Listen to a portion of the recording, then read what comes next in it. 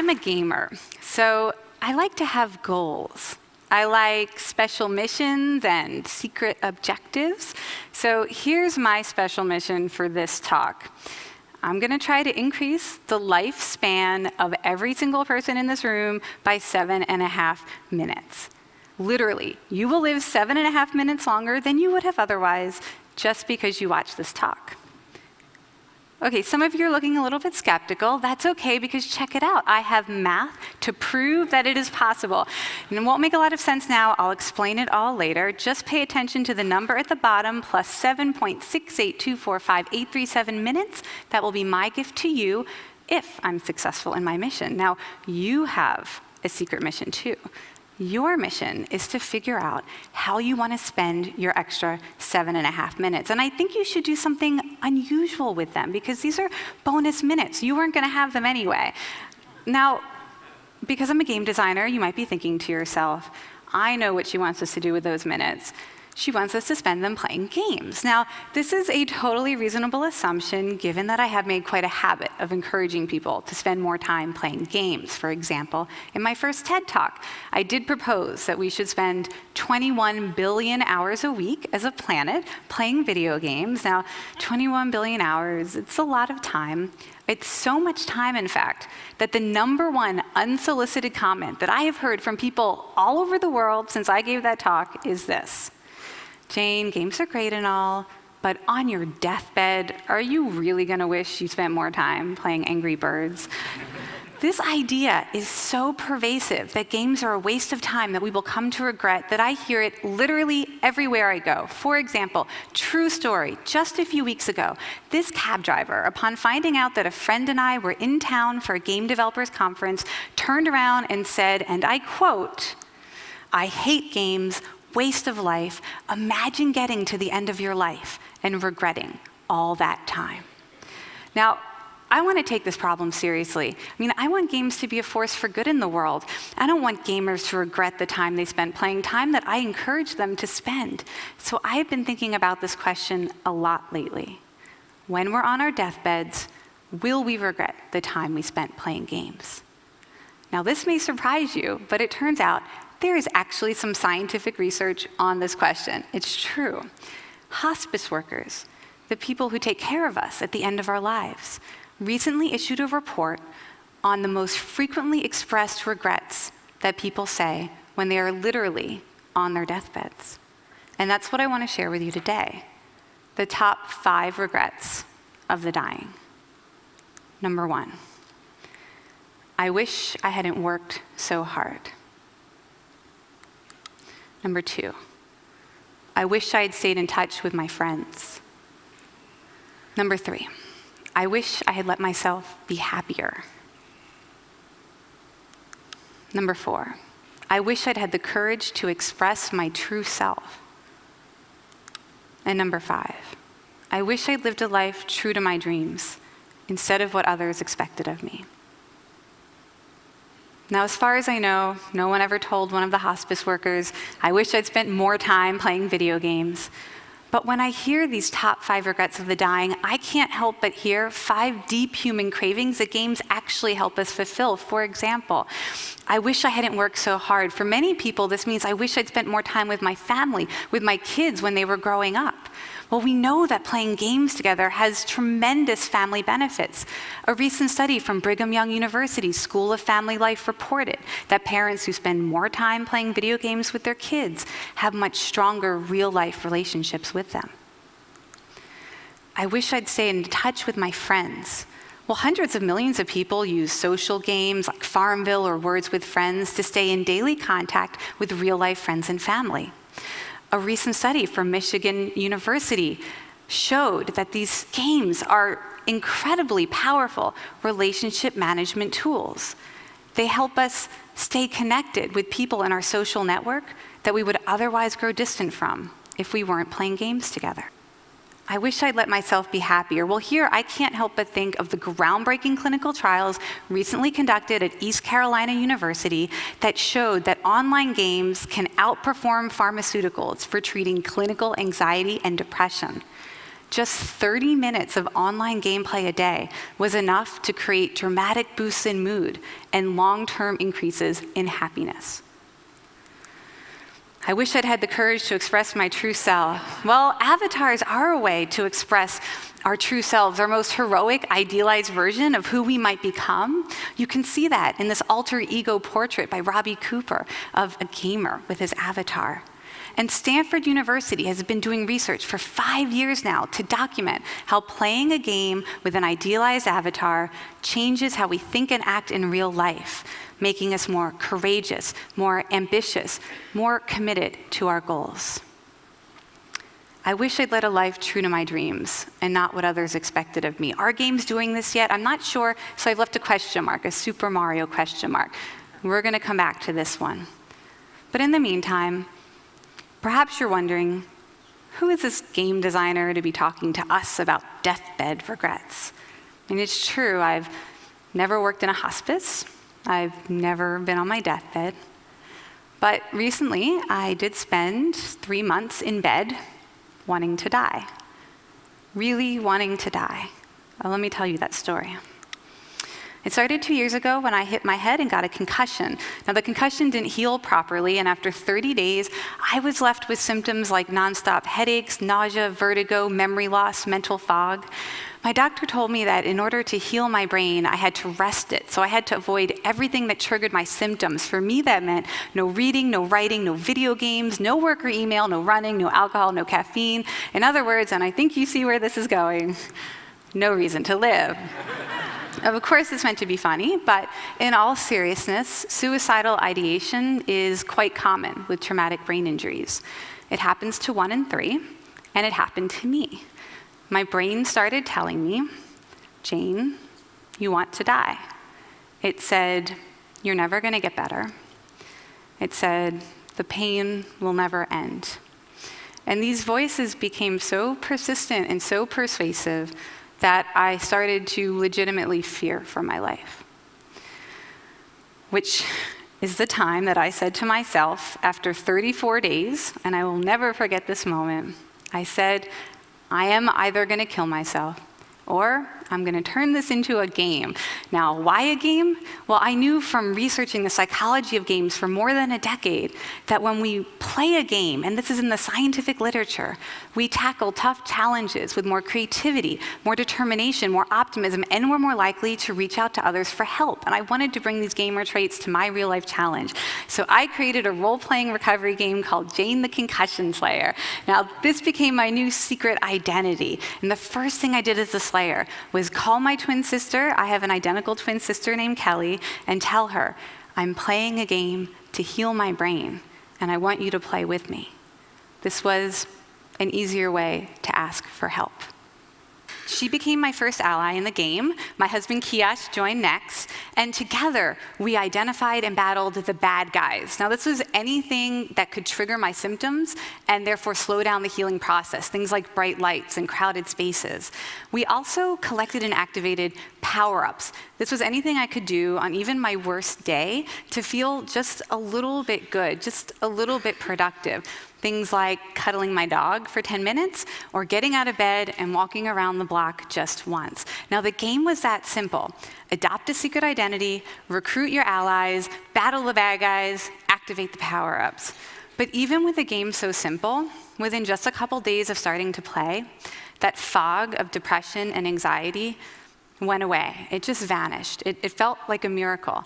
Now, it wasn't a miracle cure for the headaches or the cognitive symptoms. That lasted for more than a year, and it was the hardest year of my life by far. But even when I still had the symptoms, even while I was still in pain, I stopped suffering.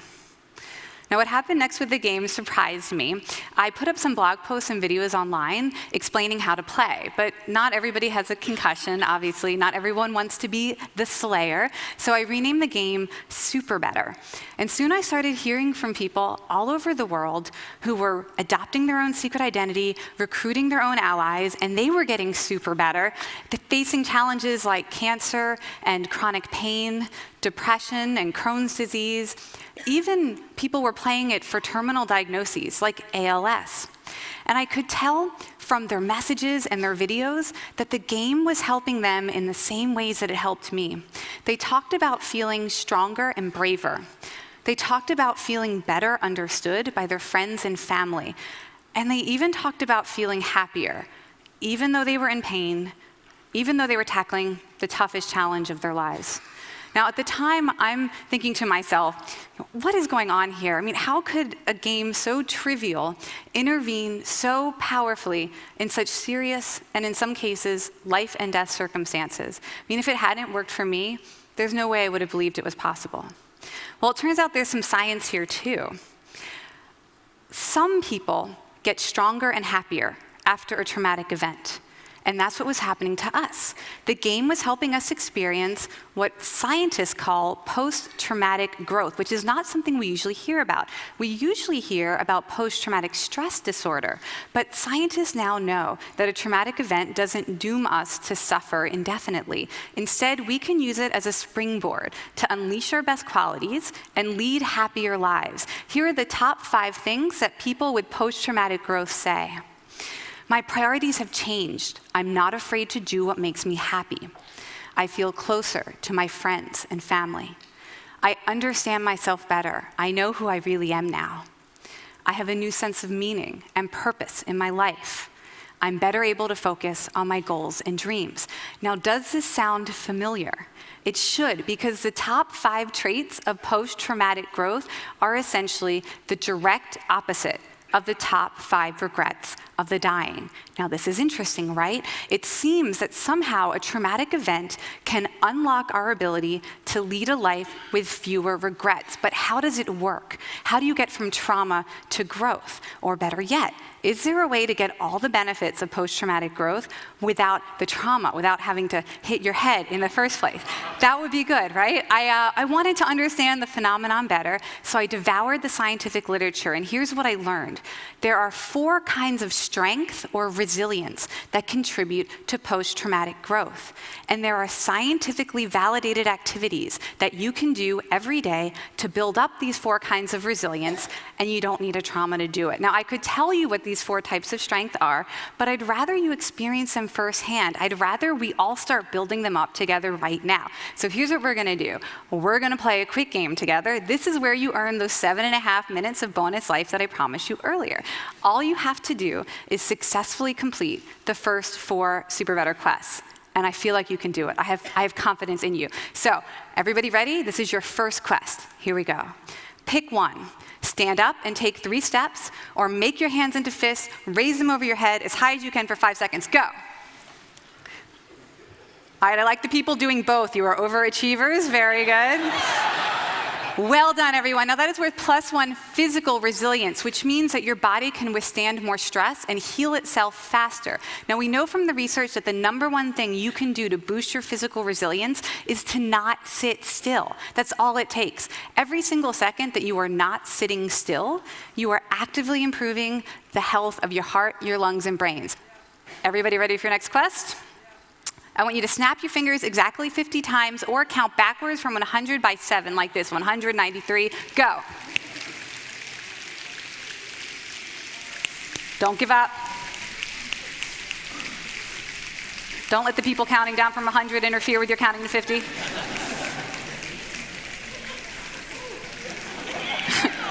Nice. Wow. That's the first time I've ever seen that. Bonus physical resilience. Well done, everyone. Now that's worth +1 mental resilience, which means you have more mental focus, more discipline, determination, and willpower. We know from the scientific research that willpower actually works like a muscle. It gets stronger the more you exercise it. So tackling a tiny challenge without giving up, even one as absurd as snapping your fingers exactly 50 times or counting backwards from 100 by 7, is actually a scientifically validated way to boost your willpower. So good job. Quest number 3, pick one. Now because of the room we're in, fate's really determine this for you, but here are the 2 options. If you're inside, find a window and look out of it. If you're outside, find a window and look in.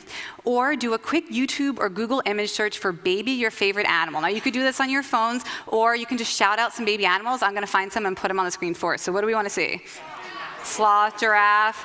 elephant, snake. Okay, let's see what we got. Baby dolphin and baby llamas. Everybody look. Got that? Okay, one more. Baby elephant. We're clapping for that. That's amazing. All right, now what we're just feeling there is +1, emotional resilience, which means you have the ability to provoke powerful positive emotions like curiosity or love, which we feel when we look at baby animals, when you need them most. And here's a secret from the scientific literature for you. If you can manage to experience 3 positive emotions for every 1 negative emotion over the course of an hour, a day, a week, you dramatically improve your health and your ability to successfully tackle any problem you're facing. Now, this is called the 3-to-1 positive emotion ratio. It's my favorite super better trick, so keep it up. All right, pick one. Last quest. Shake someone's hand for 6 seconds or send someone a quick thank you by text, email, Facebook, or Twitter. Go.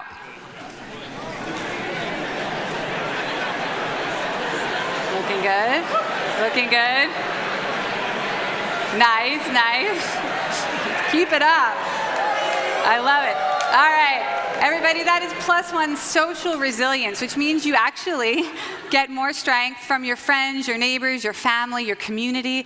Now, a great way to boost social resilience is gratitude. Touch is even better. Here's one more secret for you. Shaking someone's hand for 6 seconds dramatically raises the level of oxytocin in your bloodstream. Now, that's the trust hormone.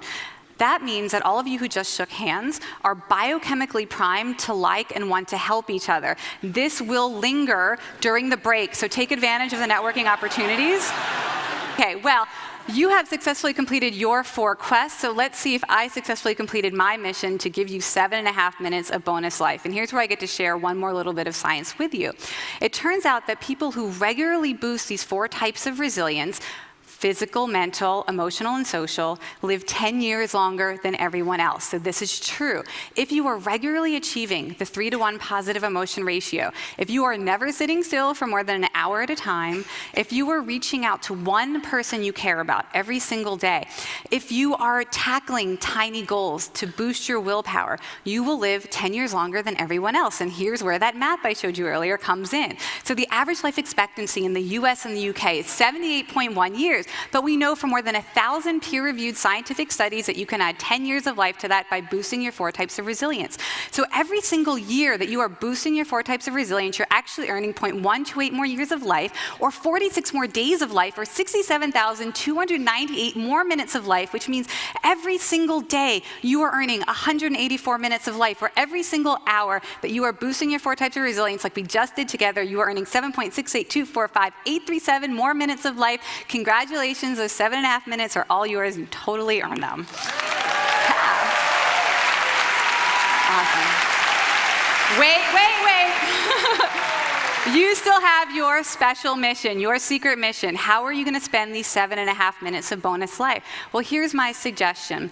These 7.5 bonus minutes are kind of like genie's wishes. You can use your first wish to wish for 1,000,000 more wishes. Pretty clever, right? So if you spend these 7.5 minutes today doing something that makes you happy, or that gets you physically active, or puts you in touch with someone you care about, or even just tackling a tiny challenge, you are going to boost your resilience, so you're going to earn more minutes. And the good news is you can keep going like that every hour of the day, every day of your life, all the way to your deathbed, which will now be 10 years later than it would have otherwise.